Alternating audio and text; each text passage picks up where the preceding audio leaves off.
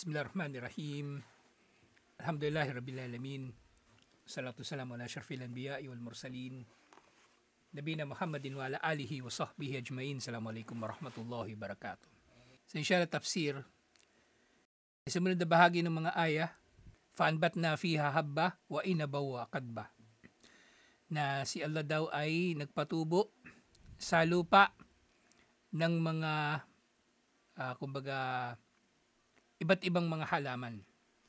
Ganyan din kasama yung mga dates at yung mga kadba na mga iba't ibang mga uri ng halaman. Yung hab, yun nga yung mga buto na mula rito, kumbaga tumutubo rin yung halaman. At minsan buto mismo yung kinakain din ng tao, di ba? Yung munggo, yun yung mismong buto eh. Mais, yung palay, yun din tinatanim, di ba? Yung palay mismo na hindi pa napalatan, yun din, no? Yun. Kasama siya dun sa hab. At yung nga yung walkadba, huwa alfasfasatul lati ta'kuluha ad-dawab ratbatan. So yun yung pagkain ng mga hayop na hindi kinakain ng tao, yung mga dayami. At tinatawag din itong alkat. Wakala dalika Ibnu Abbas, Wakatada, Waddahak, Wasiddi.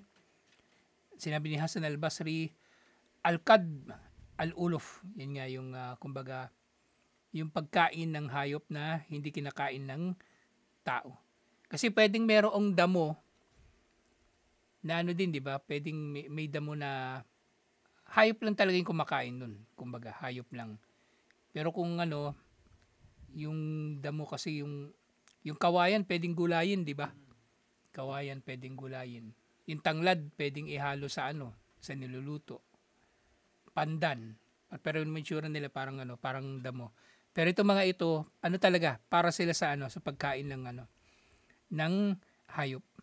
Kumakain ba yung kambing ng pandan? Hindi rin Basta yung siguro yung may amoy ayaw nila. Gusto nila yung mga saging, ganun, walang tanim ng tao. Yung mga gusto nilang kinakain. Sa sumunod na bahagi, wafakihata wa abba. So si Allah daw ay nagpatubo sa lupa ng mga prutas at mga abba. So itong mga abba, yung mga prutas, alam na natin, di ba? Amal fakiha kullu ma yatafakkahu bihi minas thimar. So anumang bunga ng halaman o puno, fakiha ang tawag doon. Fakiha. At actually, mas malawak na kahit sa English, mas malawak na terminolohiya yung bunga, kumbaga, o fruit. Tapos, mula doon sa kanilang hinahati ng mga tao yung mga prutas at gulay. Basta ang pinagkaiba primarily ng gulay, niluluto. Pero yung prutas, pwede mong kainin ng hilaw. Pero syempre, meron din mga prutas na pwedeng gulayin. Halimbawa yung mais, pwede mong gulayin yun eh. Pwedeng gulayin yung saba. Pwede rin siyang iluluto. Yan yung primary na pinagkaiba nila. Sa yung fakiha, kullu ma ukila rataban. Sa yung prutas daw ay anumang pwedeng kainin ng sariwa. Wal abba, ma ambatatil ard, mimma ta'kulud dawab, wala yakuluhun nas. So ganun din yung abba. Ito rin yung mga halaman na kakainin ng hayop pero hindi kinakain ng mga tao. Wa fi riwayatin anhu, tungkol din naman dito, wa huwal hashish lil bahaim. Ito yung nga yung mga dayami, mga damo na para sa mga hayop. Iniulat ni Abu Ubaid al-Qasim bin Salam mula kay Ibrahim at Tamimi. So ila Abu Bakar Siddiq radhiyallahu anhu an qawlihi ta'ala, wa fakihata wa abba. Tinanong daw si Abu Bakar kung ano ang fakiha at abba na tinutukoy sa aya. Fakala ay sama tadallani wa ayyi ardin takilluni in kultu fi kitabillahi ma la a'lam. Sasabi ni Abu Bakar Siddiq radhiyallahu anhu, walang anumang langit ang masisilungan niya at walang anumang lupa ang matataguan niya. kung paparusahan siya ni Allah kapag nagsalita siya tungkol sa aklat ni Allah nang wala naman siyang nalalaman tungkol dito. Ang ibig niya sabihin dito, yung fakihat abba dito, yun na yun siya. Yung kung ano yung nalalaman natin, hindi niya kailangan paliwanag. Sabi niya, hindi ko na kailangan paliwanag kung ano yung fakiha at yung ab. Kung ano yung fakiha at yung ab. Yun na siya. Kung ano yung nalalaman natin ngayon, yun na siya. Yun yung ibig sabihin dito ni Abu Bakr Siddiq radhiyallahu anhu.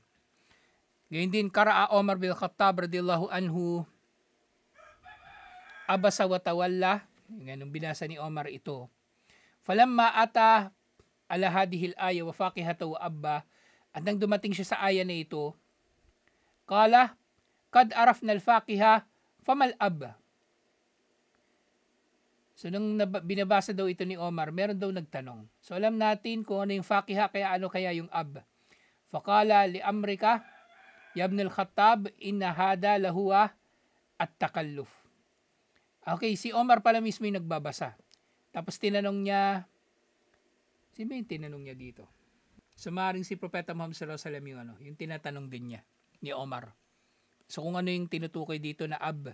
Pero sabi ni Propeta Muhammad sallallahu alaihi wasallam, ang pagtatanong daw na yon ay mapagmalabis na. Ibig sabihin, yung ab na yon, yun na mismo yun. Understood na siya na yung nakikilala natin na pagkain ng hayop. At ito daw ay merong isnad na sahih, alhamdulillah. Wakad rawahu gayra wahidin an Anas bihi. So mula kay Anas ay naiulat ay yung pang mga hadith tungkol dito. Wahada mahmulun ala annahu arada an yu'rafa syakluhu wa jinsahu wa aynahu wa illa fahuwa wa kullu man qara'a hadhihi al-aya ya'lam annahu min nabatil ard. So lahat ng ito ay dalil na nalalaman na natin kung uri ito ng klase ito na halaman, yung ab. So understood na ito, alhamdulillah, at lahat ng nagbabasa mula sa panahon na yon, kasi nga nalinaw na ito yung anumang lupa na kinakain ng hayop o anumang halaman na tumutubo sa lupa na kinakain ng hayop. At yung sumunod na bahagi, faambat na fiha habba, itong natalakay natin ngayon. At nagpatubo si Allah mula rito ng mga buto, wa inabaw wa kadba, at mga grapes at iba pa mga halaman, wa zaytuna wa nakhla, olive at mga puno ng dates, wa hadai kagulba, at mga hardin na mayayabong ang mga tumutubo ritong halaman, kasama yung mga prutas at gulay, wa faqihata wa abba, mga prutas at mga halaman na kinakain ng mga hayop. Lahat ng ito, mataan lakum walian amikum.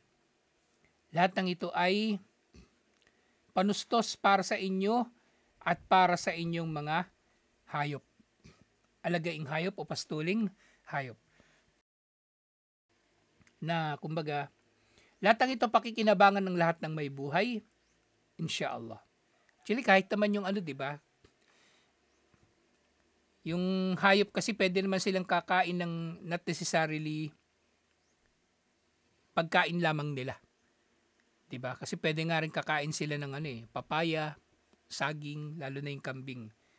Kumakain din sila ng mga ganon. So ito ay mataan lakum walian amikum. Ano mang pwedeng kainin ng tao, inshallah ay pwede rin kainin ng hayop, mga pastuling hayop, lalong-lalo na alhamdulillah ay absyatun lakum walian amikum fi hadhihi dar allati yawmal qiyamah. So itong ila yawmil qiyamah. Ila yawmil qiyamah. So ang lahat ng ito ay baon o panustos sa inyo at para sa inyong mga pastuling hayop sa buhay dito sa mundo hanggang sa araw ng paghuhukom, hanggang sa ating mga kamatayan. Alhamdulillah. Ngayon sumunod na serye ng mga aya tungkol na ito sa araw ng paghuhukom. Actually, ito nga pala, yung mataan lakum walian amikum, naalala nyo, nabanggit din ito sa Suratul Naziat. Diba? Mataan lakum walian amikum, pwede ja'atit tamatul kubra, doon sa Suratul Naziat. Pero dito, mataan lakum walian amikum, pwede ja'atis sakha. Sa ganun din siya nagsimula. Faida ja'at as-sakha, kapag dumating na ang as-sakha. At ito yung isa sa mga tawag sa pag-ihip sa trompeta. Sakha, nakakabingi na tunog. Diba, na, maraming iba't ibang nababanggit. Yung ay tamatul kubra, yung matinding sakuna, yung pag-ihip din ng trompeta. Yung sayha, nababanggit din sa Quran at iba pa. Yawma yafirrul mar'u min akhi. Itong araw na tatakas ang tao mula sa kanyang kapatid. Wa ummihi wa abi. Tatakas ang tao mula sa kanyang nanay at tatay. Wa sahibatihi wa bani. Tatakas ang tao mula sa kanyang asawa at anak. Kasi kanya-kanya tayo sa araw ng paghuhukom. Likulli imri'im minhum yawma idin sya'nu yugni. Ang bawat isa sa mga tao, lahat ay kumbaga magiging abala na wala na silang pakialam sa iba pa. Magiging abala. Na nga, wala nang magpapakabayani sa araw ng paghuhukom. Kung dito halimbawa, diba dito may posibleng mangyayari na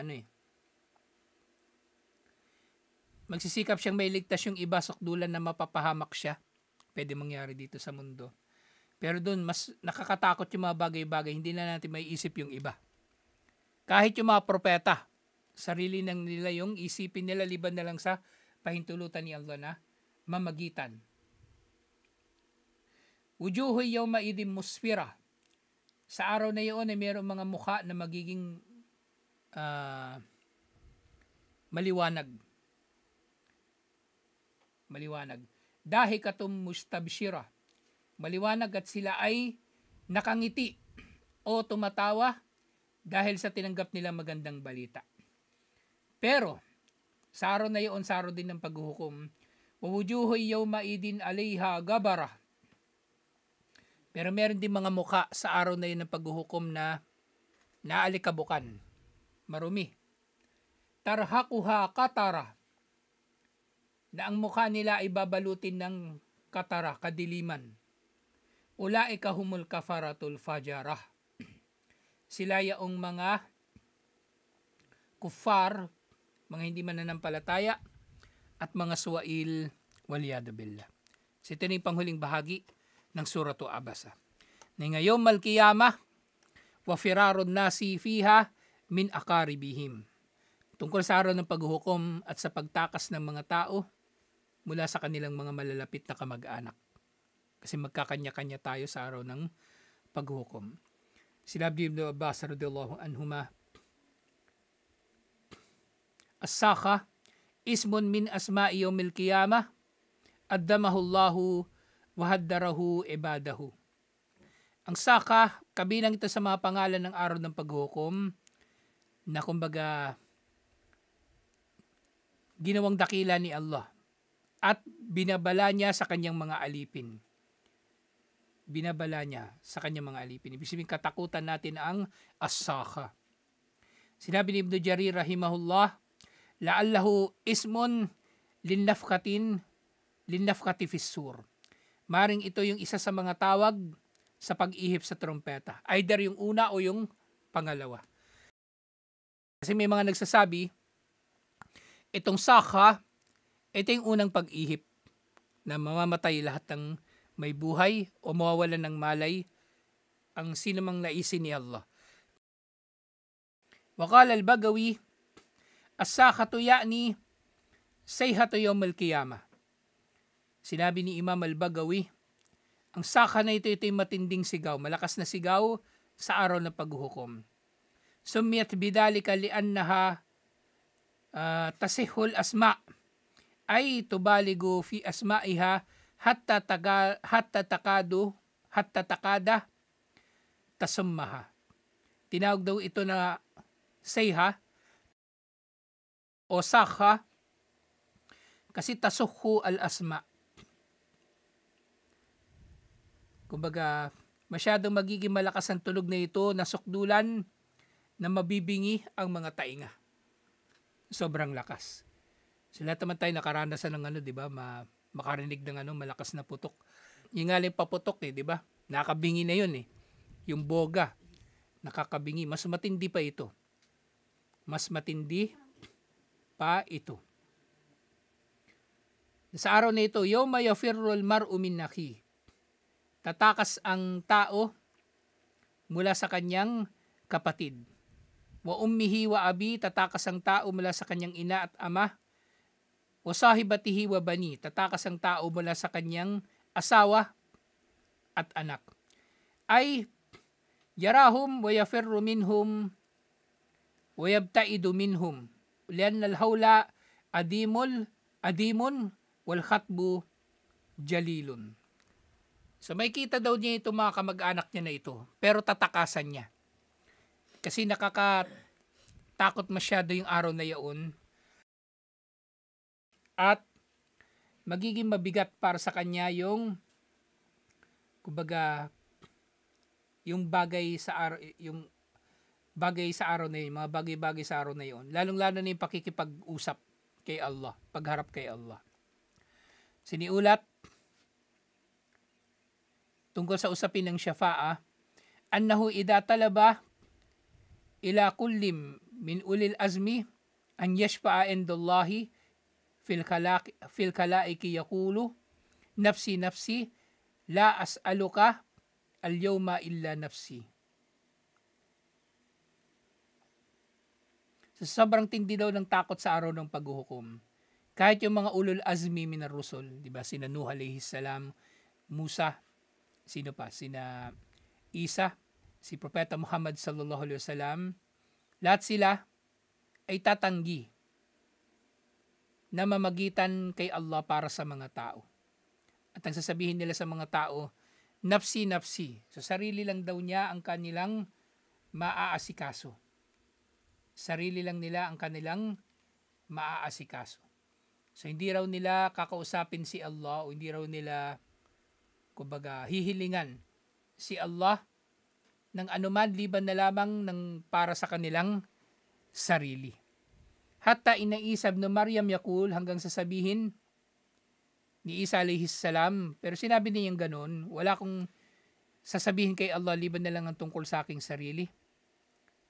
Las'aluhu Maryam allati waladatni, at kahit daw yung kanyang ina ay hindi niya kumbaga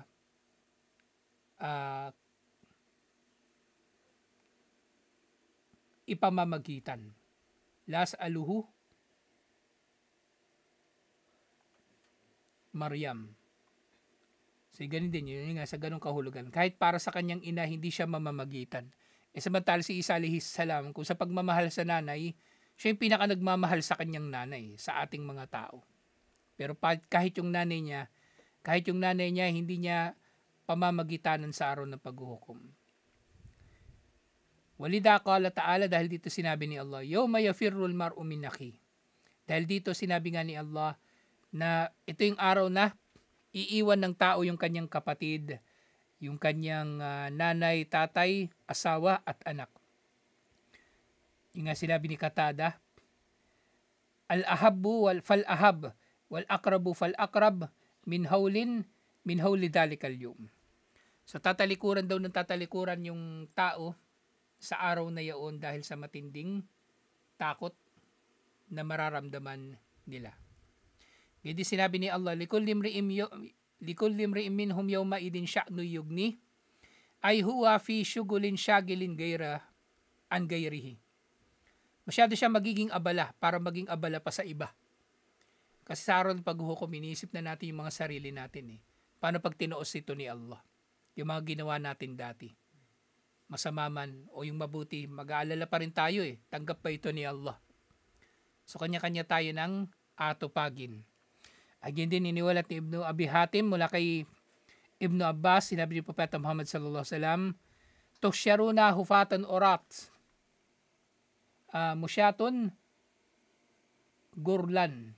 So bubuhayin daw muli ang mga tao sa araw ng paghuhukom na kumbaga walang sapin sa paa, walang tsinelas, nakahubad, napawang naglalakad at hindi tuli.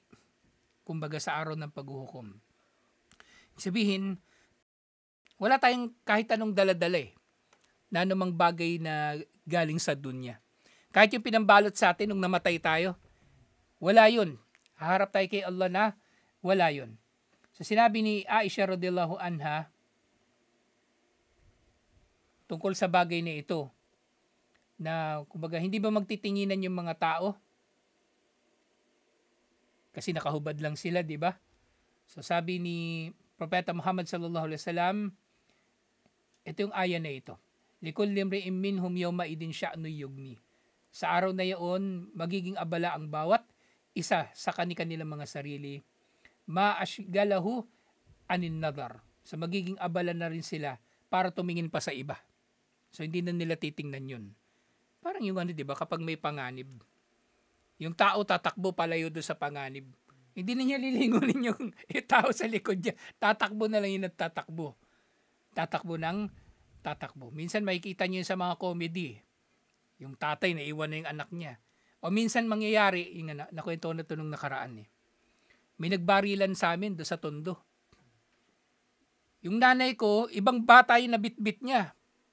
Pumasok siya ng bahay. Tapos yung pagpasok namin ng bahay, gulat siya, iba pa bata yung dala-dala niya. Inasan si sino bang kapatid ko na bunso? Si Tito Billy. Iba pala itong bata. Hinanap namin yung kapatid namin. Tapos yung barilan Nung nakita namin, yung nakadampot doon sa kapatid ko, yung nanay nung nadampot ng nanay ko na bata, nagkapalit lang sila. So sa araw ng paghukom, mas matindi pa. Wala kang dadamputin. Kahit yun, wala kang dadamputin. Wala kang wala kang nang iisipin. So yun nga, Tosharuna hufatan, gorlan, urap, sasabi ni Ibn Abbas, mula sa sinabi ni Propeta Muhammad sallallahu alaihi wasallam, iniulat niya ito. At meron daw nagsabi, ayabsaru aw yara ba'duna aurata ba'ad. So sa araw daw na yun, makikita namin ang aura ng isa't isa. Pero sabi ni Propeta Muhammad sallallahu alaihi wasallam, ya fulana, o babae, likul limri'in minhum yawma idin sya'nu yughni. Sa araw na yun, magiging abala ang mga tao sa kanilang mga sarili. Na hindi na nila aabalahin pa ang kanilang mga sarili tungkol sa ibang mga tao. Wala tayong pakialam sa iba pa. At sinabi ni Imam At-Tirmidhi, hada hadith Hasan Sahih. Ito'y hadith daw na Hasan Sahih. At panghuli, dito suratu Abasa, Ujuhu ahlal jannati wa ahlun nari yawmal qiyamah. Paglalarawan tungkol sa magiging mukha ng mga tao sa paraiso at mga tao sa impyerno sa araw ng paghukom. Kasi doon pa lang magkakaroon na ng ideya yung tao kung siya ba ay nasa paraiso o impyerno pagkatapos ng araw ng paghukom o pagkatapos ng pagtutuos sa kanya. Kasi doon pa lang mararamdaman na niya yung ilang mga biyaya ng kanyang pagiging mananampalataya o parusa ng kanyang pagiging hindi mananampalataya o pagiging makasalanan. Kasi doon pa lang sa pagbaba ng araw, di ba? Merong mga pasisilungin si Allah. Ibig sabihin, doon pa lang, inshallah, may pag-asa ka na sa paraiso ka. Kung pasisilungin ka ni Allah doon sa lilim niya. Doon pa lang. Pero yung mga lumubog dahil sa kanilang mga pawis, dahil sa matinding sikat ng araw, di doon pa lang alam na nila yung kalalagyan nila. O mangangamba na sila sa kalalagyan nila. So yung sinabi ni Allah, wujuhu yawma idim muspira dahil katumustabshira ay yakunu nasu hunaka farihina wujuhu muspira ay mustanira. Yung kanilang mga mukha daw ay magiging masaya at maliwanag dahil sa kanilang kalagayan. Again, di sinasabi ay masrura farhatan minas sururi fi kulubihim kad dahara al-bushra ala wujuhihim wa haula'i hum ahlul jannah.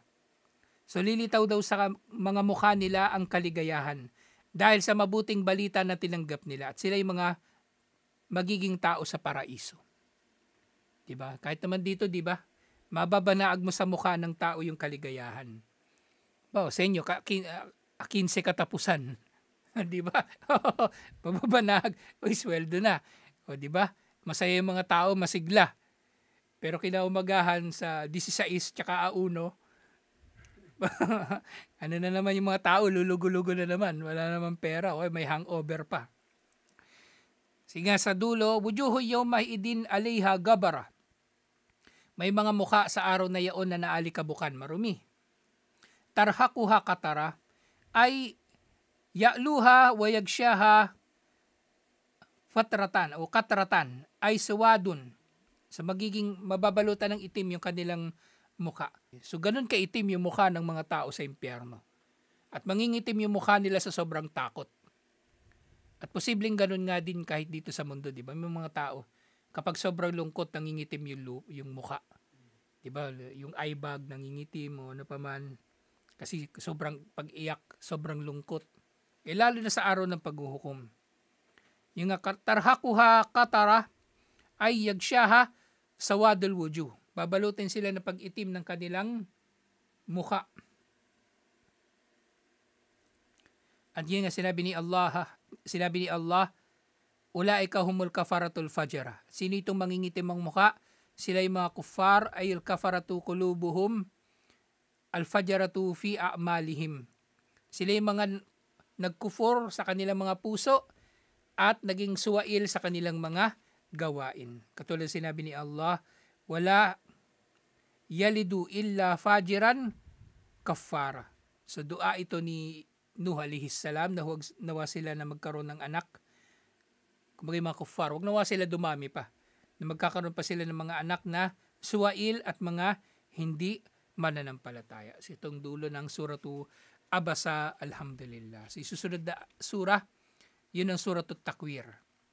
Suratut Takwir.